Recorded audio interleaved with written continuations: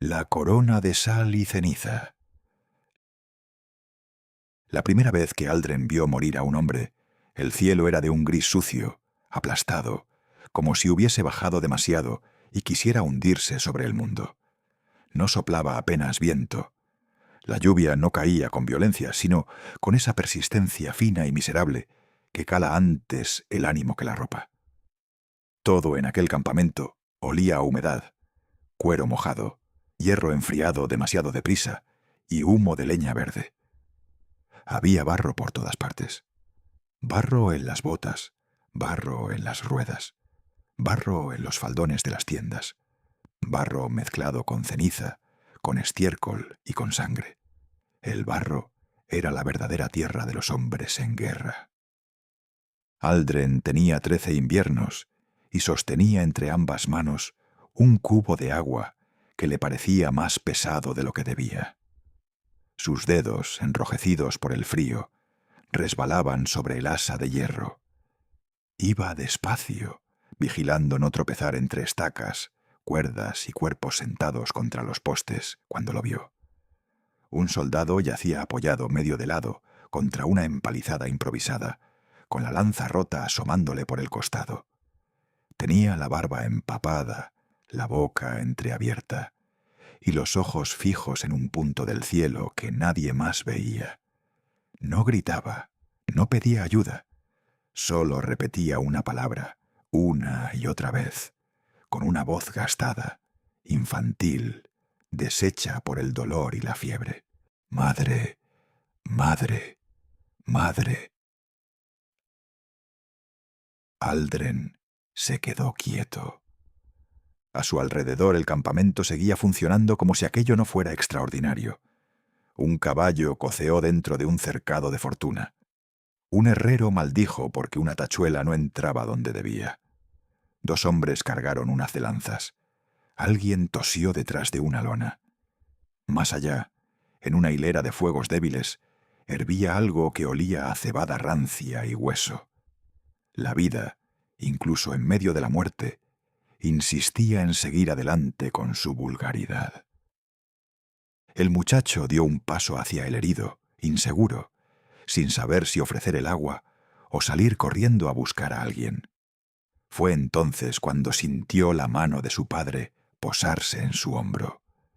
Era una mano grande, agrietada, manchada de hollín antiguo incrustado en la piel. «No le des de beber», dijo su padre con voz baja, cansada. «Se ahogaría». Aldren alzó la vista.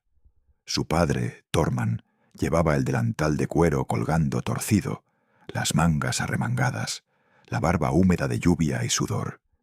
Detrás de él, bajo un cobertizo torcido cubierto de lona encerada, la pequeña fragua del campamento respiraba con un resplandor rojizo y tenue, como si fuera el corazón cansado de una bestia vieja. «¿Va a morir?», preguntó Aldren.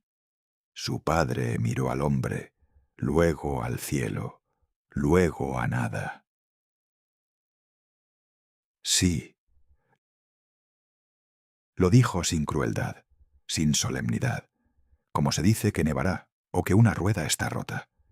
Y eso fue quizá lo que más impresionó a Aldren. No la muerte en sí, sino el modo en que los adultos, cuando ya han visto demasiadas, aprenden a nombrarla sin alterarse. Esperaron. El soldado dijo «madre» 2 veces más.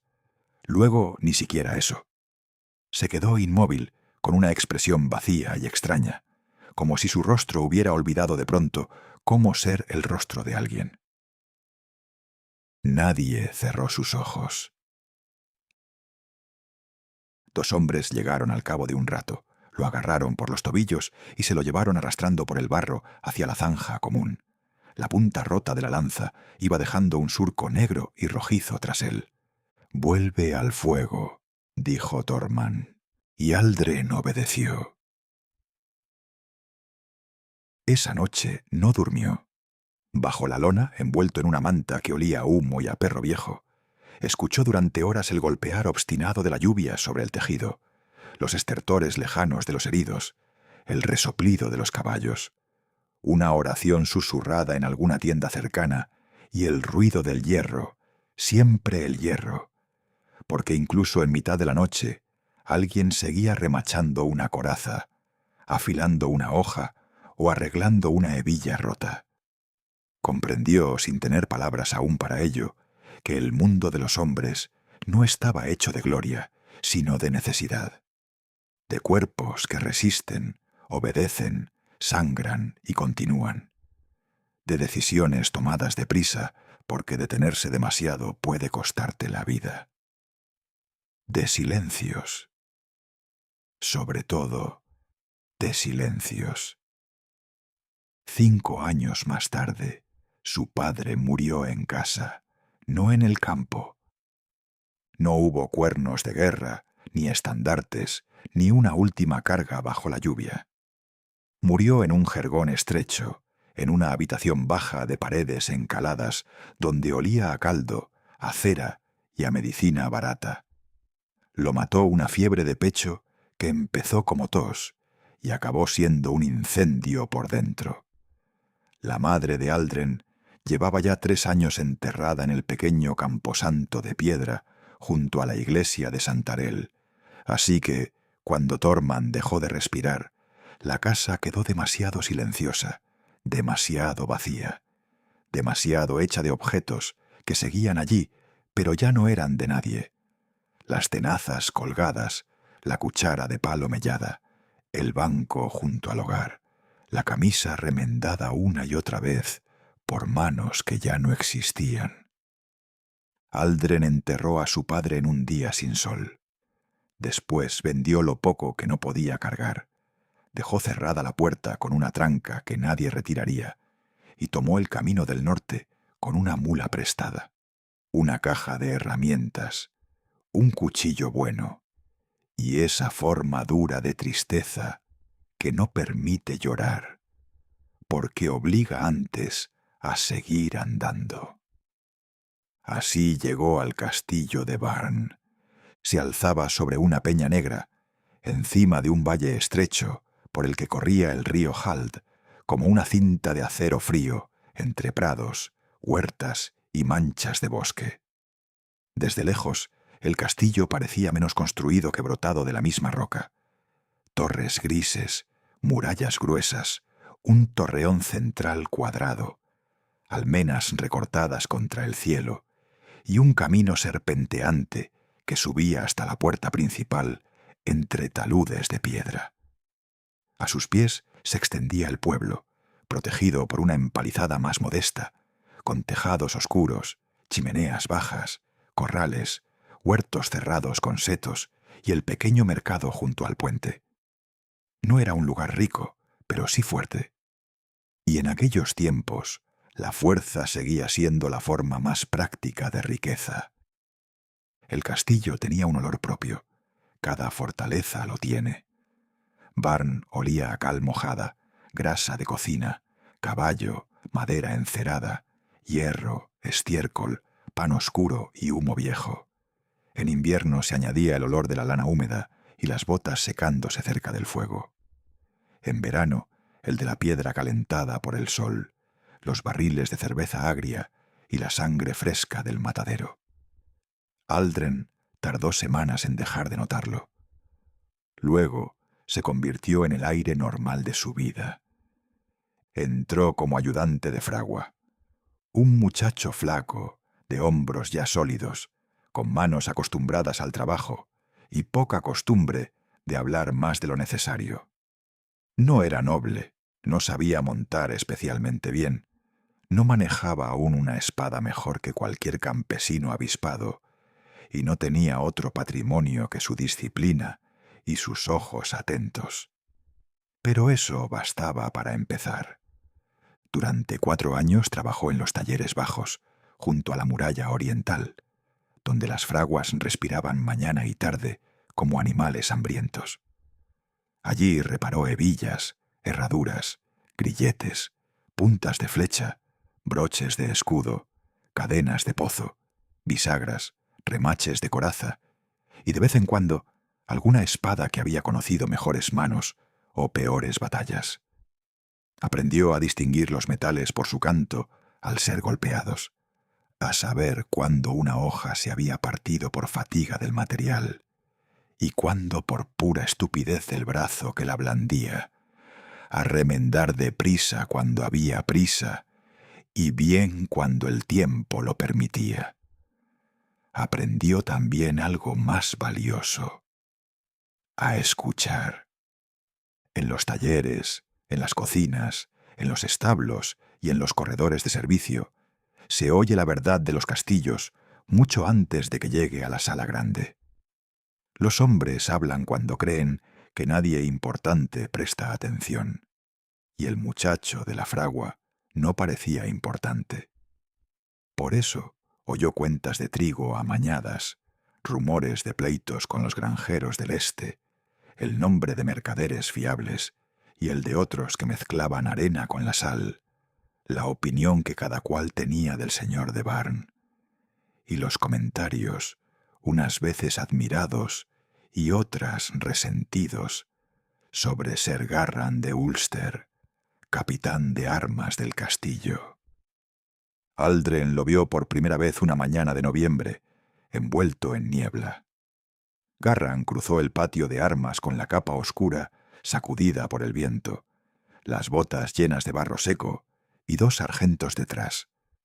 No era especialmente alto, pero tenía esa clase de presencia que parece apartar un poco el aire a su alrededor.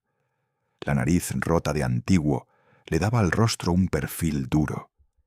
La barba, ya entreverada de gris, estaba siempre bien recortada, y en su forma de caminar había algo medido, ahorrador, como si no derrochara energía ni en los pasos. Tenía la costumbre de mirar una escena completa antes de fijarse en alguien concreto, y cuando lo hacía, uno sentía que había sido inventariado con precisión. Durante un tiempo, Garran no fue más que eso para Aldren: una figura de autoridad, una voz seca en el patio, una presencia en los ejercicios, un hombre que sabía qué ocurría en cada torre, cada establo y cada puesto de guardia antes de que muchos lo supieran. Pero a veces se detenía cerca de la fragua. Observaba cómo Aldren enderezaba una hoja, remachaba un casco o volvía a montar un broche de cota. Lo hacía en silencio, con las manos a la espalda o una apoyada en el pomo de la espada. «Tienes buen brazo», le dijo una vez, después de verlo trabajar un buen rato. «Pero miras demasiado el hierro». Aldren levantó la cabeza, desconcertado por aquella observación. «Mi señor». «El hierro no decide nada por sí solo», continuó Garran. «Mira más al hombre que lo lleva. El arma casi nunca es el problema principal». Se marchó después de decirlo, dejándolo con el martillo suspendido en el aire y la frase martilleando, quizá con más fuerza que la herramienta, dentro de la cabeza. No tardó en descubrir a qué se refería. Un mes después, una caravana de sal fue atacada en el paso del sur. 2 mulas regresaron solas al valle, todavía uncidas, con los flancos cubiertos de barro y espuma, y una de ellas con una saeta clavada en la grupa. El carro apareció más tarde, volcado en un barranco. Faltaban los sacos, faltaban 2 hombres, y la nieve recién caída había empezado ya a borrar huellas. Garran reunió 20 hombres para salir al amanecer. Le faltaba uno. Aldren estaba removiendo brasas en la fragua cuando sintió la sombra del capitán a su espalda. «Tú vienes». «No soy soldado», respondió antes de pensar si debía hacerlo. «Hoy lo serás». No supo negarse. Salieron con el alba todavía pálida, cuando el valle estaba cubierto por una escarcha azulada que hacía crujir la hierba baja bajo las botas y dejaba escapar vaho de la boca de hombres y caballos. Aldren iba atrás, con una lanza prestada, una cota que le quedaba grande y el estómago tan apretado que apenas podía respirar bien. El monte olía a pino, tierra fría y hojas húmedas. Los sonidos parecían llegar apagados por la nieve reciente. El tintineo del hierro, el roce de una correa, el resoplido de una montura. Encontraron a los bandidos en un barranco estrecho, entre rocas negras y piornos secos. Fue rápido, torpe, brutal. La lucha real nunca se parece a los relatos que gustan a los niños. No hay espacio para bellas frases ni para golpes amplios. Hay empujones, aliento en la cara, barro en los ojos, miedo animal, el ruido obsceno del metal entrando donde no debería y el temblor irracional de las manos cuando el cuerpo comprende antes que la mente que está en peligro. Aldren apenas recuerda el rostro del hombre al que mató. Solo el olor, sudor viejo, cuero mojado, aliento ácido, una mezcla tan humana y tan miserable que se le quedó grabada más profundamente que la imagen. El hombre se le echó encima con un cuchillo. Aldren levantó el brazo, clavó por instinto la daga corta que llevaba en el cinto y sintió el cuerpo ajeno estremecerse sobre él. Después cayó a un lado.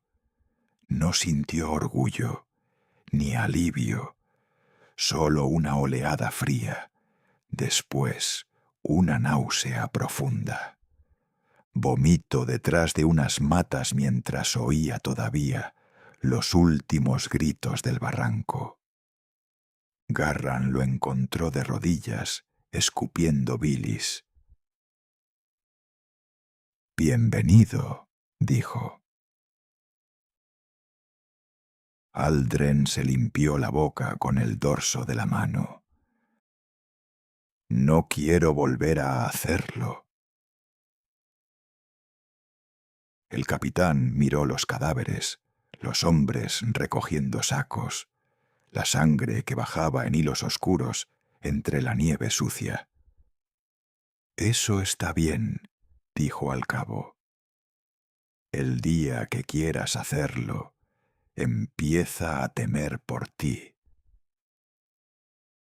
Aldren pensó durante mucho tiempo en aquella frase.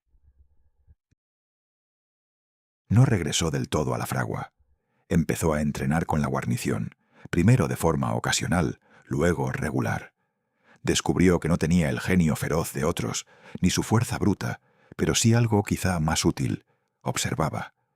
Veía quién se cansaba antes, quién fingía valentía, quién compensaba mal una herida antigua, qué cabo sabía mantener a sus hombres unidos y cuál solo sabía gritar. Recordaba rutas, turnos, gestos, pequeños fallos que a otros se les escapaban. Y, sobre todo, no perdía la cabeza cuando las cosas salían mal.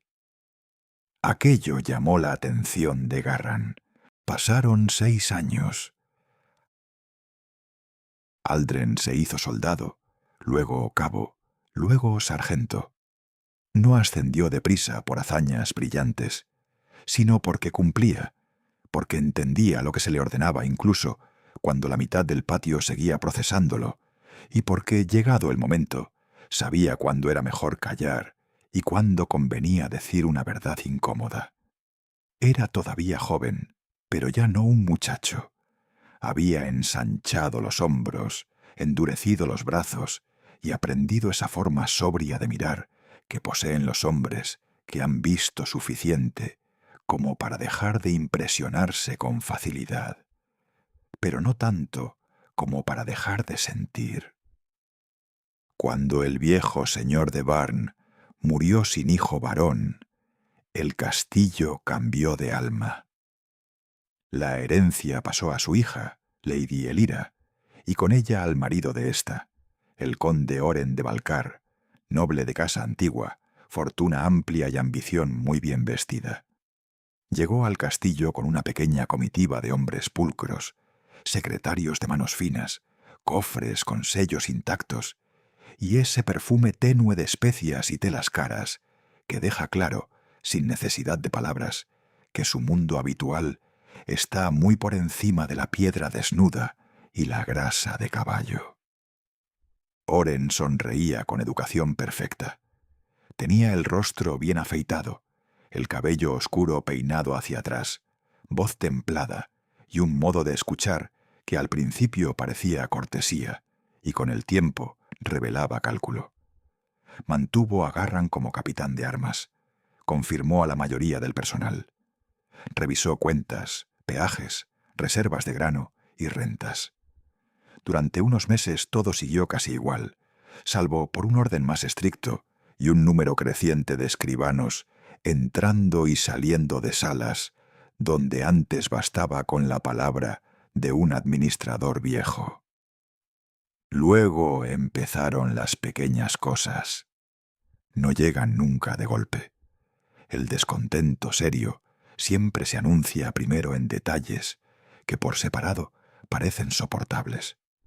Un peaje nuevo en el puente, una tala más agresiva en el bosque comunal, un impuesto excepcional por reparación de muralla que luego se destina a otra cosa, un montero del señor cazando donde no debe, un administrador descontando una parte mayor del molino, un recaudador que tarda un poco más en sonreír y un poco menos en amenazar. El valle empezó a tensarse de esa manera. Aldren lo veía. En la plaza del mercado, donde antes el regateo terminaba a menudo con una risa o una palmada, las conversaciones se volvían más secas. Los hombres bajaban la voz cuando hablaban de peajes. Las mujeres que vendían huevos o queso callaban al ver pasar a determinados hombres del castillo. Llegaban menos mercaderes de la costa. Había más discusiones en la taberna del puente, y muchas empezaban por dinero. Siempre por dinero. Lady Elira seguía en Barn, pero se la veía poco. Era una mujer de rostro fino, pálido, de esa clase de belleza que no busca imponerse, y precisamente por eso permanece en la memoria. Caminaba erguida, con vestidos sobrios, colores oscuros en invierno, más claros en verano, y unos ojos grises que parecían mirar siempre más allá de la persona con la que hablaba, como si escucharan también algo interior. Había en ella contención, una educación antigua y una tristeza tan bien disciplinada que sólo la notaba quien prestaba verdadera atención. El castillo la respetaba, el valle la recordaba con afecto de infancia, pero su marido ocupaba el espacio de las decisiones visibles. Todo estalló la noche en que ardió el granero del diezmo. El incendio empezó pasada la medianoche. El viento bajaba de la sierra y encontró en la paja seca un aliado voraz. Las llamas se alzaron primero como un resplandor anaranjado detrás de las casas bajas. Luego, en cuestión de minutos, fueron una lengua inmensa que lamía vigas y escupía chispas hacia el cielo negro. Sonaron campanas, gritos, carreras. Los perros ladraron, los caballos relincharon. La gente salió medio vestida, con cubos, mantas, palas, cualquier cosa que pareciera capaz de combatir el fuego. Pero el edificio estaba demasiado lleno y demasiado seco. Se vino abajo antes del alba, crujiendo como una criatura enorme a la que le partieran la espalda.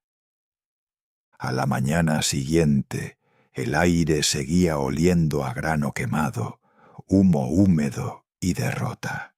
Oren necesitó culpables. Señaló a 3 campesinos casi al azar: un molinero viudo, el hijo de un carbonero, y un anciano de pierna torcida, que apenas podía subir una cuesta sin detenerse. Las pruebas importaban menos que la necesidad de mostrar dominio. Los encerraron y los interrogaron en la sala baja. Aldren estuvo allí porque Garran lo puso de guardia junto a la puerta. Recordaría siempre aquella estancia. El techo bajo ennegrecido por años de humo, las velas chorreando sobre platos de hierro, el olor espeso del miedo, el muchacho con la cara blanca como harina, el anciano temblando de frío y de espanto, el molinero repitiendo que no sabía nada. Y recordaría aún más la expresión de Oren. No parecía enfadado, no parecía disfrutar. Eso lo habría hecho más sencillo. Estaba sereno, convencido de que todo cuanto hacía era necesario para sostener algo mayor que aquellos 3 hombres.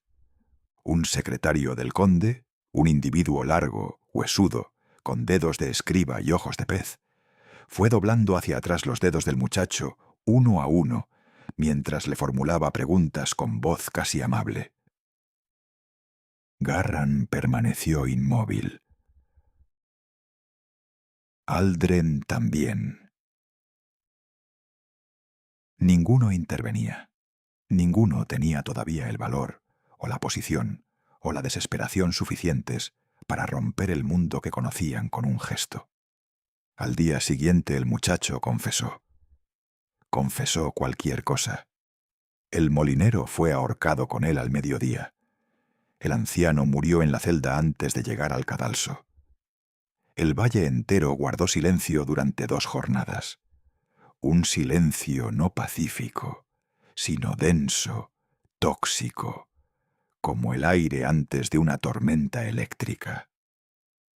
Aquella noche, mientras una nieve fina golpeaba en diagonal las almenas y el castillo parecía más un barco de piedra flotando en la oscuridad que un lugar anclado al mundo, Garran citó a Aldren en la vieja armería superior. Allí el aire olía a aceite rancio, cuero viejo y polvo seco. Las armas almacenadas colgaban de las paredes o descansaban sobre soportes, sombras quietas, a la luz pobre de una lámpara. «Mírame», dijo Garran. Aldren alzó la vista. «Hoy has visto algo importante», continuó el capitán. «Un castillo puede resistir un asedio, una sequía y hasta un invierno malo. Lo que no resiste para siempre es el odio de la gente que vive debajo». Aldren tardó un instante en responder. «Entonces hay que impedir que siga creciendo». Garran soltó un aliento corto por la nariz. «Sí, pero cuidado con los hombres que confunden actuar con precipitarse». «¿Y nosotros qué hemos hecho hoy?», replicó Aldren, incapaz de tragarse aquella amargura. «No actuar». El capitán sostuvo su mirada sin pestañear. A veces no hacer nada en el momento equivocado es cobardía. A veces es acumular fuerza para el único momento que de verdad importa. El problema es que uno rara vez sabe cuál de las 2 cosas está haciendo hasta que ya ha pagado el precio. Aldren salió de la armería con más preguntas que certezas y la sensación amarga y adulta de que la justicia no se parecía en nada a la claridad con que la había imaginado de niño. 2 semanas después apareció Mara. Llegó a la puerta principal a media mañana, con el barro seco todavía en el borde del manto y un halcón muerto colgando de la mano izquierda. Era un ave hermosa incluso sin vida, plumas moteadas en gris y blanco, garras finas, el pico curvo aún abierto apenas, como si todavía quisiera morder algo. Una flecha corta le había atravesado el pecho. La sangre seca formaba una mancha oscura entre las plumas. Aldren estaba de guardia en la puerta exterior. El aire olía a nieve derretida, estiércol y humo de horno.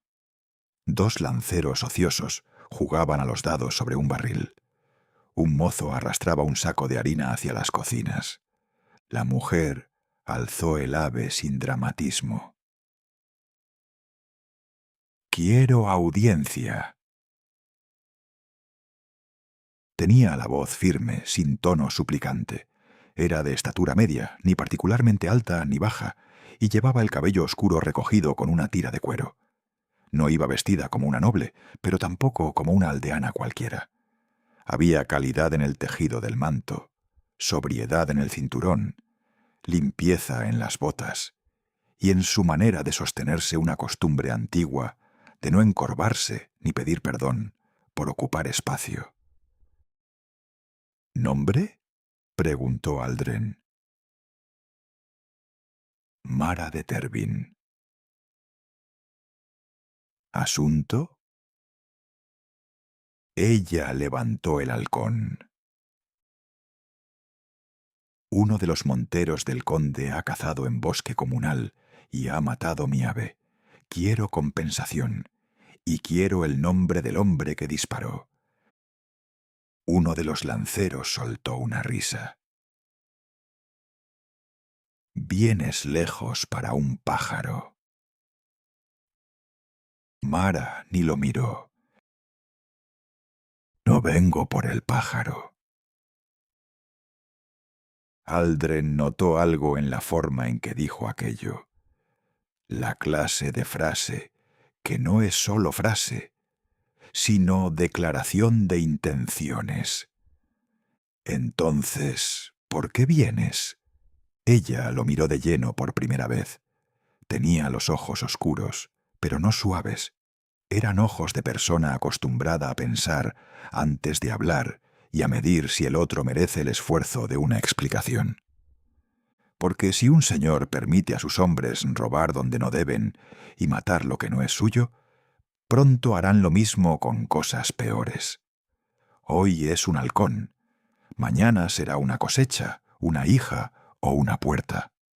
Aldren se quedó en silencio un instante. No era tanto lo que decía, sino cómo lo decía.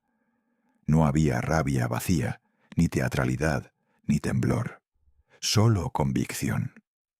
Aquello le despertó una irritación extraña, porque implicaba que quizá ella tenía razón en algo que él mismo llevaba meses viendo y aún no sabía cómo nombrar.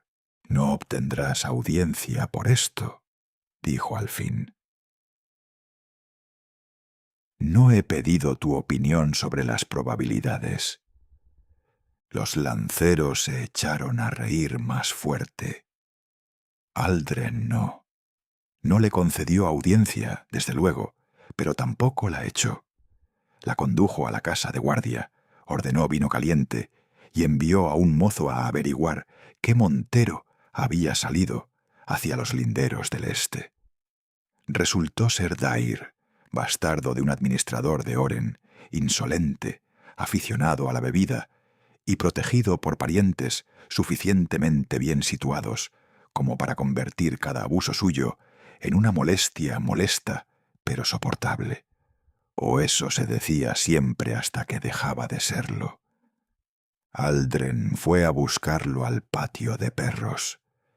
Lo encontró riéndose con otros 2 hombres mientras limpiaban barro de unas botas junto a una pila de agua negra. «¿Has cazado hoy al este?», preguntó. Dair ni siquiera ocultó la sonrisa. «He disparado a varias cosas». Aldren señaló el halcón muerto, que Mara sostenía aún envuelto parcialmente en su capa. La expresión del bastardo cambió un instante. No a culpa, a fastidio. Se lanzó. Pensé que era salvaje. Llevaba marca. La próxima vez apuntaré peor. Aldren le golpeó con la culata de la lanza antes de decidir conscientemente que iba a hacerlo. Fue un golpe seco, directo a la boca. Dair cayó hacia atrás, escupiendo sangre y una muela sobre las piedras mojadas. Los otros dos retrocedieron medio paso. Ninguno quería ser el primero en elegir bando de forma tan explícita. Aldren lo agarró del jubón y lo arrastró hasta Mara. Pide disculpas. Dair lo miró con odio empañado de sorpresa. ¿Te has vuelto loco? Aldren apretó más. Pide disculpas. Lo hizo, con la voz rota por la sangre. Mara escuchó como si aquello no le diera satisfacción ninguna, solo la confirmación de algo previsible. Aldren sacó una bolsa corta de monedas de su propio cinto y la alargó. «Por el ave». Mara la tomó. «No basta, pero servirá por hoy». Se marchó después de decirlo, sin agradecer ni inclinar la cabeza. Y eso, más que cualquier otra cosa, se quedó prendido en la memoria de Aldren. Aquella misma tarde, Oren lo llamó a sus aposentos. El despacho del conde era cálido de forma ofensiva para quien venía del patio. Había brasero, tapices gruesos, una mesa larga cubierta de pergaminos, cera nueva y vino especiado. Por una ventana estrecha entraba la luz fría del exterior, mezclándose con el resplandor del fuego y proyectando sombras largas sobre el suelo de piedra, cubierto en parte por una alfombra del sur. Todo allí hablaba de orden, de riqueza y de distancia respecto a la vida común. Oren estaba de pie junto a la mesa. Tenía una copa en la mano. «He oído», dijo, «que has golpeado a uno de mis hombres delante de varios testigos». «Sí, mi señor». «Y además has pagado compensación con tu propio dinero». «Sí, mi señor». Oren paseó la mirada por él sin elevar la voz. «Por un ave». Aldren sostuvo el peso de aquella mirada. «Por un robo y por una ofensa». El conde tomó un sorbo de vino. «Teniente», dijo, pronunciando el rango como si probara una herramienta de dudosa calidad, «en un territorio como este, la justicia importa menos que la autoridad. Si el pueblo teme una decisión injusta, murmura. Si sospecha que cualquier decisión puede ser corregida por un hombre con conciencia, empieza a poner a prueba el límite». «Tal vez ya lo están haciendo», respondió Aldren, antes de decidir si debía. Oren dejó la copa muy despacio. «Veo que Garran te ha permitido pensar más de la cuenta». No gritó. Nunca necesitaba hacerlo. Lo degradó durante un mes a tareas de almacén y provisiones. No era un castigo brutal, pero sí humillante. Cuando Aldren acudió a Garran con la rabia todavía caliente bajo el pecho, el capitán lo escuchó en silencio. «Has hecho lo correcto por el motivo correcto», dijo al final, «y en el momento equivocado». «Entonces, ¿debí mirar a otro lado?» «No he dicho eso». «¿Entonces qué?» Garran apoyó ambas manos en la mesa de mapas. «Que empieces a entender algo. Golpear a un perro rabioso sirve de poco si el amo lo cría para morder». Aquella frase permaneció también.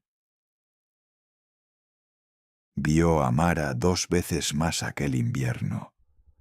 una en el mercado, comprando sal, hilo, anzuelos y un saco pequeño de cebada, con la precisión de quien sabe lo que cuesta cada moneda.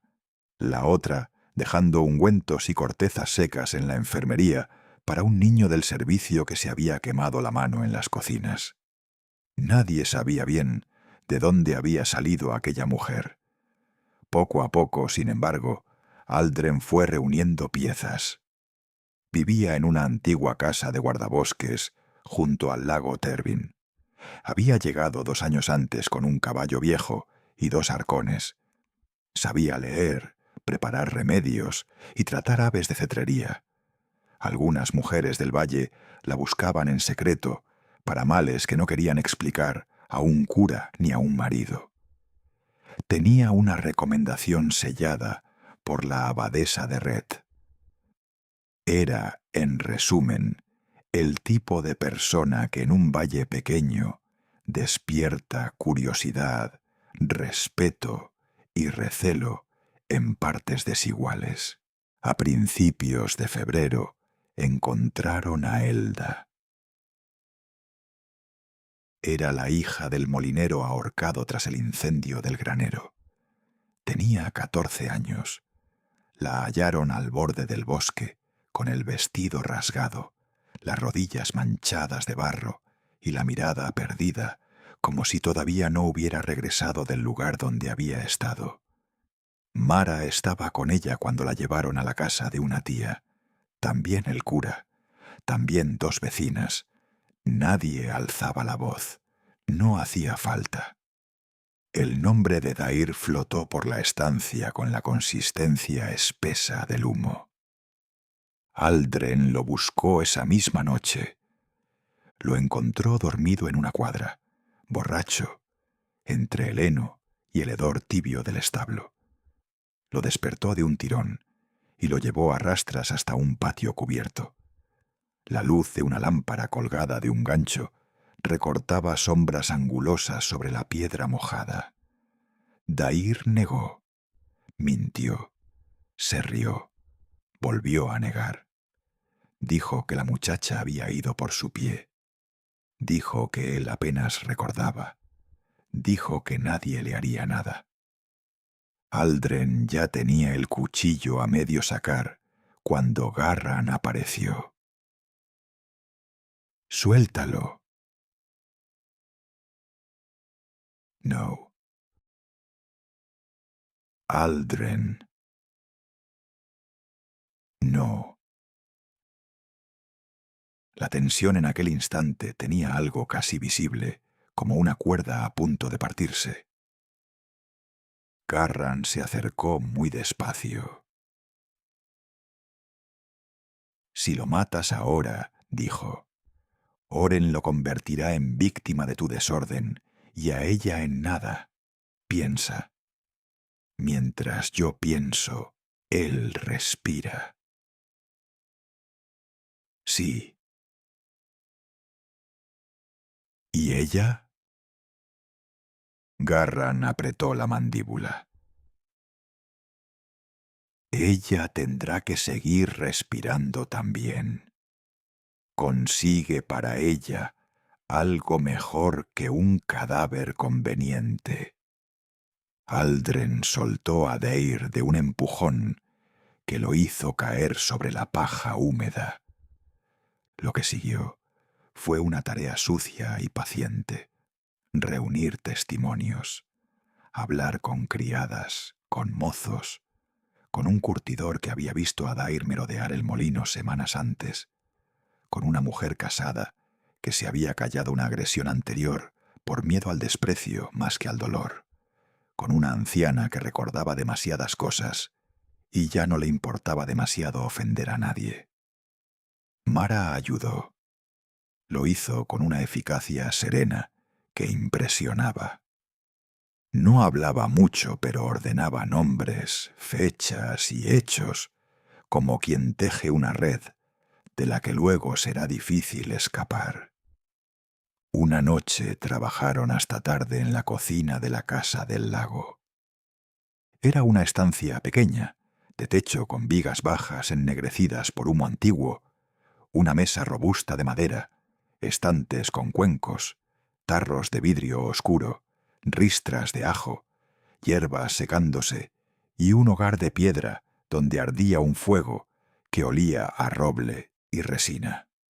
Fuera, el lago era una masa negra apenas visible más allá de la ventana, y el viento hacía chasquear las ramas desnudas contra el muro. Mara repasaba notas en un pergamino usado por ambas caras. «No basta con que algo sea verdad», dijo. «Tiene que poder ser demostrado, o al menos no enterrado sin coste». Aldren la observó un instante. «Hablas como un juez». «No, hablo como una mujer adulta», respondió ella sin levantar la vista. «La verdad, por sí sola, no hace nada. Necesita manos, riesgo y a veces una oportunidad». Él dejó el vaso sobre la mesa. «Todavía sigo queriendo creer que basta con ponerla delante de todos». Mara alzó al fin los ojos. «Ese es un lujo de los hombres decentes que aún no han perdido suficiente». Aldren no respondió, no porque se sintiera ofendido, sino porque intuía que la frase contenía algo que aún no sabía aceptar del todo. Consiguieron lo suficiente para invocar los viejos fueros de Barn, que protegían a los habitantes libres del valle ante ciertos abusos. Garran logró, por una vía que nunca explicó, que el caso llegara ante Lady Elira. El juicio se celebró en la sala menor, con la presencia necesaria para que sepultarlo bajo un tapiz de silencio resultara demasiado costoso incluso para Oren. Dair fue condenado al látigo, a la amputación de 2 dedos por falso testimonio y al destierro.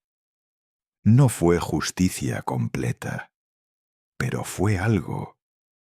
Y, para aquel valle, era ya muchísimo. Esa noche, después de la sentencia, Aldren volvió a la casa del lago. No llevaba encargo ni preguntas, solo esa inquietud sin nombre que siente un hombre cuando ha cruzado un umbral invisible y sabe que la persona al otro lado lo ha visto cruzarlo. Mara estaba sola. Había vino oscuro sobre la mesa y una tormenta breve golpeaba la orilla con ráfagas de lluvia y granizo menudo. Hablaron sin prisa. No del caso, al menos no mucho. Ella le habló de la abadía de Red, donde había pasado años aprendiendo lectura, herbolaria, silencio y obediencia, en ese orden, y de cómo sólo las 3 primeras le habían servido verdaderamente. Le habló también de una dama del sur, a la que sirvió como acompañante, escribiente y consejera sin título, y de cómo, al morir aquella mujer, decidió que no volvería a vivir enteramente dentro de la casa o del destino de otra persona. Él le habló de su padre, de la fragua de campaña, del soldado llamando a su madre mientras moría, de la casa vacía tras el entierro, de la sensación de no pertenecer nunca del todo ni al mundo de los talleres ni al de las armas. «Esa es solo tu versión cómoda», dijo Mara. ¿Cómoda? La versión en la que los hechos te pasan y tú te limitas a resistirlos. La versión en la que no tienes que decidir aún quién eres. Aldren la miró a través de la llama de la vela. ¿Y quién soy? Ella sostuvo su mirada, completamente quieta. Todavía no lo sé, pero estás justo en el lugar en que los hombres suelen partirse, o aceptan que el mundo es barro y aprenden a mancharse sin remordimiento, o se aferran tanto a la idea de la justicia que acaban quebrándose por dentro. Muy pocos encuentran otra forma. Él quiso besarla entonces, no por gratitud, no por vino, no por romanticismo, porque la cercanía entre ambos se había vuelto algo más denso, más peligroso y también más verdadero que la mera conversación. No lo hizo. Ella tampoco se movió. Permanecieron unos segundos así, al borde, y en aquella renuncia hubo más intimidad de la que a veces nace de un gesto precipitado. La primavera trajo hombres de Valcar. Oren anunció que reforzaría la guarnición de Barn debido al bandidaje creciente. Llegaron 60, quizá algunos más. Demasiados para simples patrullas. Eran hombres curtidos, obedientes a capitanes venidos directamente de las tierras del conde, vestidos con colores distintos a los de la guarnición local, y con esa mirada propia de quienes pisan un lugar ajeno, sabiéndose protegidos por la cadena de mando. Garran mantuvo el mando nominal, pero Aldren percibió pronto que la autoridad real se deslizaba hacia otro hombre. Brennor, un veterano ancho de hombros, cuello grueso, mirada apagada y manos que parecían hechas no para sujetar, sino para aplastar. Brennor no sonreía, no porque fuese sombrío, sino porque no necesitaba usar esa máscara. Su placer no estaba en el ingenio ni en la humillación refinada de Oren, sino en la aplicación directa del miedo. Hablaba poco, bebía mucho, y sus hombres lo respetaban como se respeta a un incendio, manteniendo distancia prudente. El valle lo sintió enseguida. Las patrullas dejaron de proteger para empezar a vigilar. Se instalaron puestos en caminos secundarios. Hubo requisas. Una carreta detenida por inspección perdía siempre algo. Un granjero respondía mal y acababa con el labio roto. Una muchacha era manoseada a la salida del mercado y nadie podía probarlo lo bastante. Cosas pequeñas. Cosas que por separado parecen discutibles, pero juntas convierten un territorio en pólvora. Fue Mara quien vio primero la forma exacta de lo que se acercaba. Caminaban junto al lago, al caer la tarde, entre juncos secos y tierra blanda, con un cielo de nubes bajas, teñido de plomo viejo. «No buscan orden», dijo ella. «¿Entonces qué?» «Provocación». Aldren frunció el ceño. «¿Para qué?» «Para poder castigar después con legitimidad. Un castigo ejemplar. Lo bastante duro para quebrar el valle. Lo bastante medido para venderlo en la capital como restauración necesaria del control». Aldren se detuvo. «No puedes saber eso». Mara también se detuvo. El aire frío movía apenas algunos cabellos sueltos junto a su mejilla. «Claro que puedo. Los hombres como Brennor y los hombres como Oren llevan siglos repitiendo la misma música con instrumentos distintos. Primero empujan, luego esperan respuesta, luego llaman desorden a lo que ellos mismos sembraron. Aquellas palabras le helaron algo más profundo que la piel. Intentó hablar con algunos suboficiales antiguos. Halló cansancio, miedo, resignación. Uno le dijo en voz baja, en un corredor que olía a col hervida y sudor: «Si te mueves mal, te matarán a ti primero, y luego dirán que fue una pelea borracha». Garran lo llamó entonces a la torre sur. Era una mañana limpia, de sol frío, con el valle extendido abajo como una tela verde y parda cosida por el río. Se veía humo saliendo de las chimeneas, parcelas recién trabajadas, un carro cruzando el puente, y más allá, en el norte, las montañas todavía con nieve. «Puede que pronto tenga que irme», dijo Garran. Aldren giró hacia él. «¿Irte?» Oren lleva meses buscándome una excusa. Ya no le soy útil. Aldren sintió un nudo tenso en el estómago. «Entonces no te vayas». Garran soltó una exhalación casi divertida. «Qué fácil lo dices. Hay órdenes que si no obedeces te convierten en ejemplo. ¿Qué quieres de mí?» El capitán lo miró de frente. «Quiero saber si, cuando llegue el momento, servirás al castillo, al conde o a la gente que vive entre ambos». Aldren tardó en responder. «No siempre son cosas distintas. Ahora empiezan a serlo». Esa misma semana llegó la orden. Garran debía presentarse en la capital para responder por malversación y abuso de autoridad.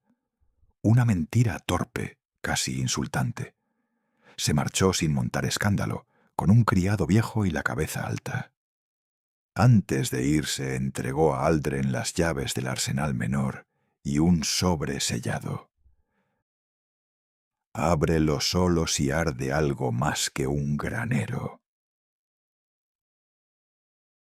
Aldren comprendió que le estaban entregando no un objeto, sino un peso. Los días siguientes fueron una lenta caída. Brenor se hizo con el control efectivo de la guarnición.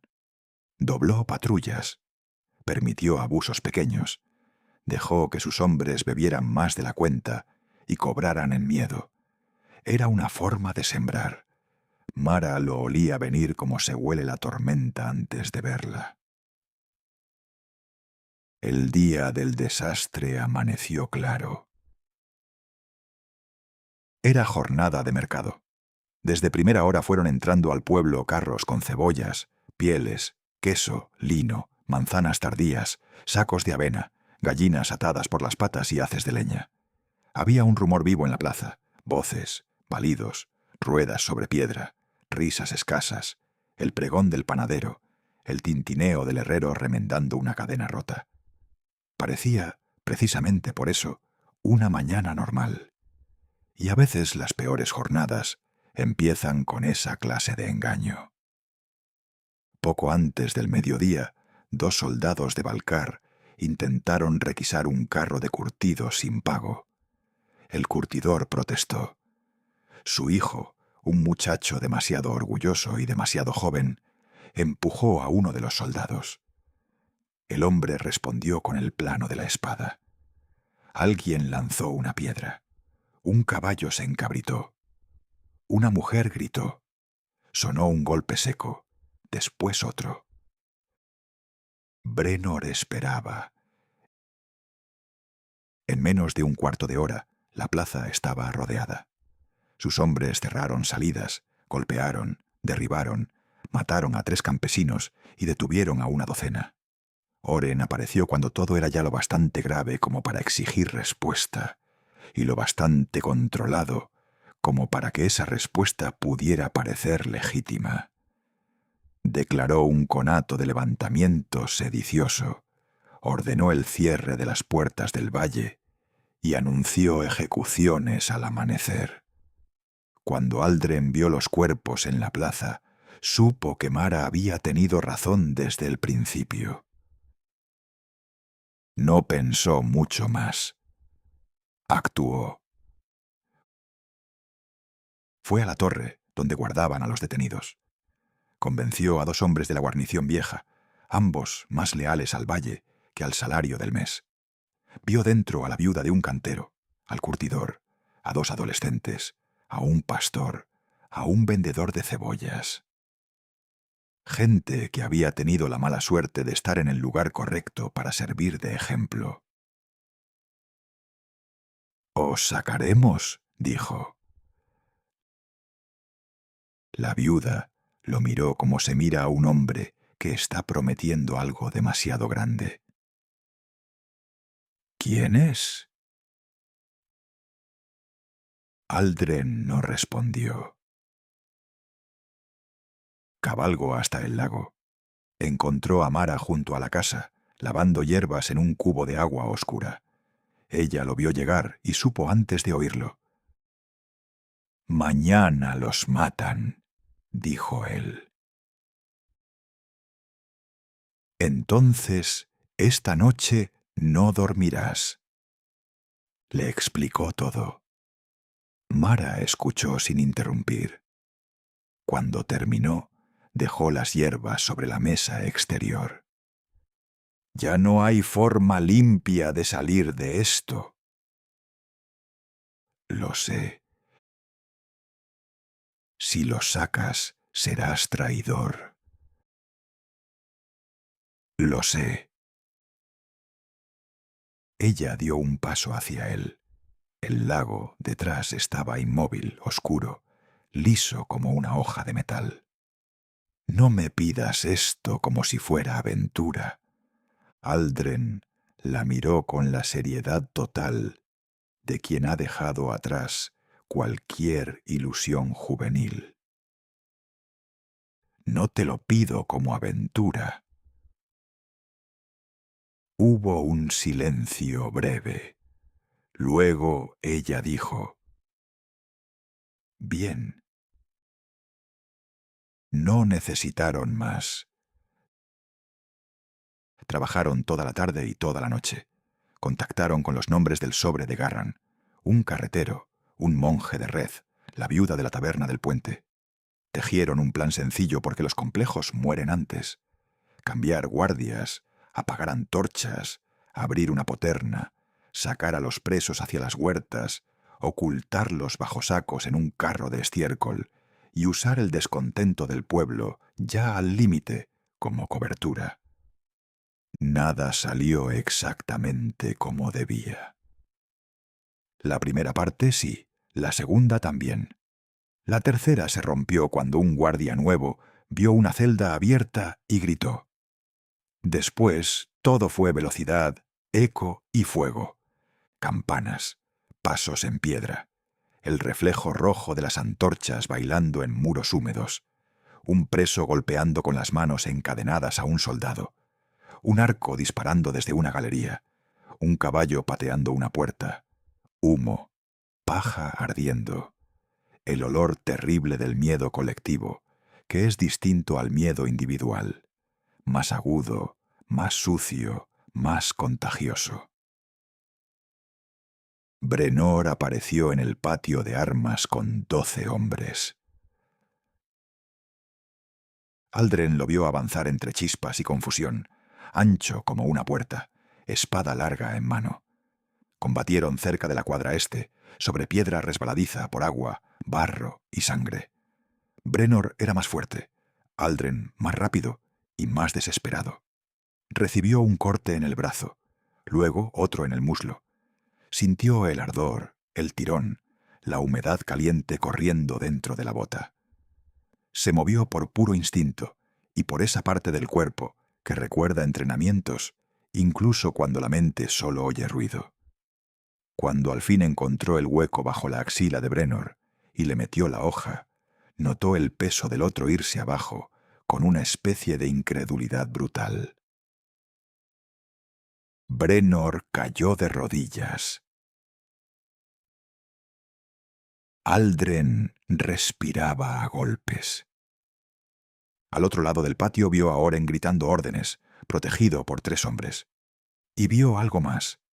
Lady Elira en el corredor alto. No parecía presa del pánico, parecía despierta. Durante un instante se miraron. Luego Elira alzó una mano y ordenó a 2 criados cerrar la reja interior que comunicaba con la torre principal. El gesto dejó a Oren aislado del núcleo del castillo. Fue un acto medido, limpio y definitivo. Oren comprendió demasiado tarde. Intentó huir hacia los establos. Mara apareció detrás de él con una ballesta corta. Le apoyó el hierro en el cuello. «Baja el arma». Oren giró apenas el rostro. Reconocerla pareció molestarlo más que la amenaza. «Siempre sospeché que eras más peligrosa de lo que aparentabas. Y aún así, no sospechaste suficiente». Aldren llegó hasta ellos con la espada baja, pero aún manchada. Elira descendió entonces al patio. Su vestido oscuro arrastraba apenas por la piedra. Llevaba el cabello recogido, el rostro pálido y una serenidad que imponía más que cualquier grito. «No lo mataréis», dijo. El silencio que siguió fue casi antinatural. «En nombre de mi sangre y de los antiguos fueros de Barn», continuó, «retiro a Oren de Valcar toda autoridad sobre este dominio hasta dictamen de la corona. Queda preso». Oren se rió, pero ya era una risa sin convicción. «¿Y con qué fuerzas piensas sostener eso?». Elira lo miró sin temblor. «Con las que todavía saben distinguir entre gobierno y abuso». Sacaron a los presos. El pueblo ardía en varios puntos pequeños, como si la rabia hubiera prendido aquí y allá, pero aún pudiera ser contenida. Murieron 11 hombres esa noche. No fue una victoria hermosa, no las hay. Pero las ejecuciones no se realizaron. Lo peor llegó después. No porque el peligro hubiera pasado, sino porque ahora tenían que sobrevivir al vacío que dejaba. Elira convocó consejo. Acudieron notables, gremios, clero, 2 ancianos del valle, Mara, Aldren. La sala menor olía a cera, humedad y ropa mojada. Fuera seguía lloviendo. Las discusiones fueron largas, ásperas y necesarias. Los campesinos exigían garantías. Los comerciantes querían caminos abiertos. El sacerdote pedía evitar la condena de la corona. Elira escuchaba y respondía con una calma nueva, más firme que antes. Por primera vez Aldren la vio no como una figura triste en segundo plano, sino como alguien que llevaba años aguardando una oportunidad para actuar sin saber del todo si la tendría. Aldren durmió poco aquellas semanas. A veces nada. Repartía guardias, vigilaba puertas, mediaba en peleas, calmaba a quienes querían venganza inmediata y contenía a quienes pedían sumisión inmediata. Aprendió algo terrible y útil. Gobernar a gente asustada cansa más que combatir. El combate acaba. La administración del miedo, no. Mara se convirtió en pieza esencial. Llevaba mensajes, organizaba remedios, escuchaba rumores, escribía para Elira, curaba heridos y algunas noches dormía con Aldren en un cuarto alto junto a la enfermería o en la casa del lago si ambos conseguían escapar unas horas. No era un amor ligero ni calmado. Era un vínculo construido dentro del peligro, hecho de deseo, respeto, discusión y cansancio compartido. Una noche, mientras Mara cosía con pulso firme un corte del costado de Aldren, dijo: Te estás pareciendo a Garran. Él soltó una exhalación amarga. Eso no es malo. No del todo. ¿Qué ves? Ella apretó la aguja. Él apretó los dientes. Veo a un hombre que empieza a elegir qué injusticias tolera porque ya no puede combatirlas todas. Aldren la observó. Eso también es gobernar. Sí, respondió Mara. Por eso no he dicho que fuera enteramente malo. A principios de verano llegó la respuesta de la corona. No un ejército, sino un juez regio, Lord Maeron de Eirat, hombre de cultura, modales suaves y fama de dictar sentencias impecables que solían servir antes a la estabilidad del reino que a la verdad entera. Llegó con 50 jinetes, un estandarte azul oscuro y botas apenas manchadas pese al camino, lo cual ya decía algo sobre la clase de hombre que era. Incluso tras viajar, parecía intacto. Maeron habló con todos, con Elira, con Oren, con el sacerdote, con los mercaderes, con Aldren, con Mara. A Aldren le preguntó mientras paseaban por un corredor abierto al patio. ¿Actuaste por lealtad a tu señora, por justicia para el valle o por ambición propia? Aldren no respondió enseguida. Si digo una, dijo al final, sospecharéis de las otras dos. Maeron sonrió apenas. Entonces, sabes en qué clase de mundo vives. La sentencia fue elegante, calculada y amarga. Oren sería llevado a la capital para responder por abusos y cobros ilícitos. Elira conservaría la administración provisional de Barn. Se amnistiaba a la mayor parte del valle. Pero la corona exigía también un responsable militar visible para absorber el coste político del alzamiento. Ese responsable era Aldren. No lo ejecutarían. Lo enviarían a servir 7 años en las fronteras orientales bajo mando regio. Castigo suficiente para dejar claro que nadie podía sublevar una fortaleza sin pagar precio, pero no tan severo como para enemistarse con todo Barn, donde su nombre empezaba a pesar. Elira protestó. Mara pidió audiencia. Maeron los escuchó con la educación de quien jamás cierra una puerta de golpe. Solo la deja entornada para que el otro vea lo inútil que sería empujar más. «Es esto», dijo, «o una revisión completa de responsabilidades. Y entonces caerán más nombres». Aldren entendió. Si huía, el valle pagaría. Si se negaba, reabrirían el caso. Si aceptaba, Barn tendría una posibilidad real de sostener lo ganado. La última noche fue junto al lago. El aire olía a hierba húmeda, agua quieta y madera. Había grillos, una luna borrosa entre nubes finas y el leve golpear de pequeñas olas contra la orilla. Todo estaba demasiado tranquilo para lo que contenía. Mara esperaba fuera. «Puedo ir contigo», dijo.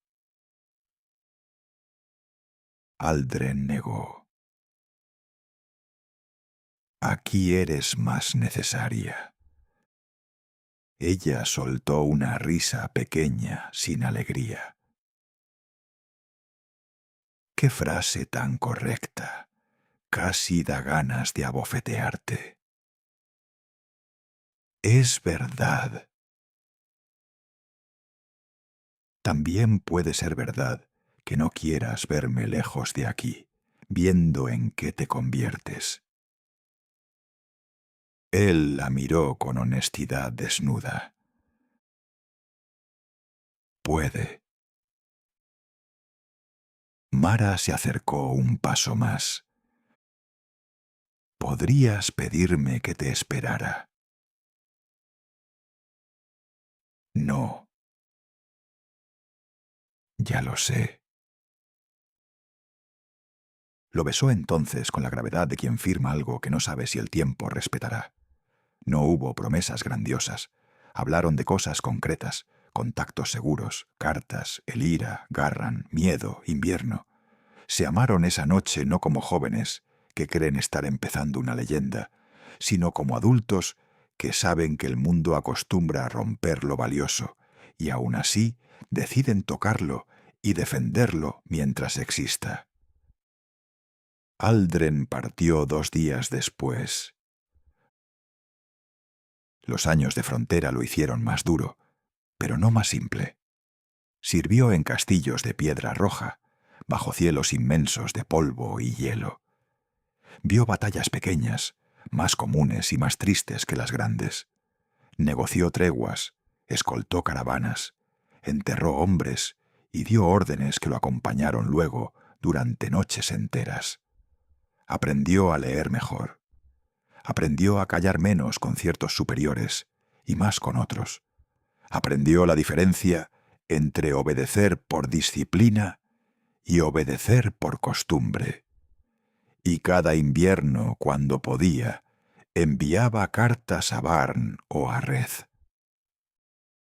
A veces llegaban respuestas.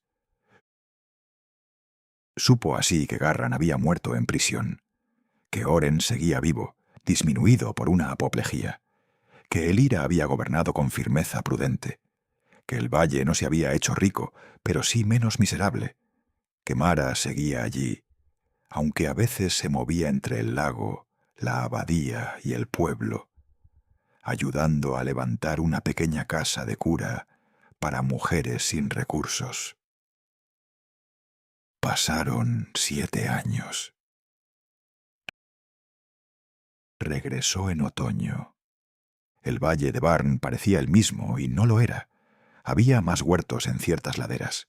El puente se veía mejor reparado. Los niños jugaban en la plaza sin mirar con miedo cada movimiento de los soldados.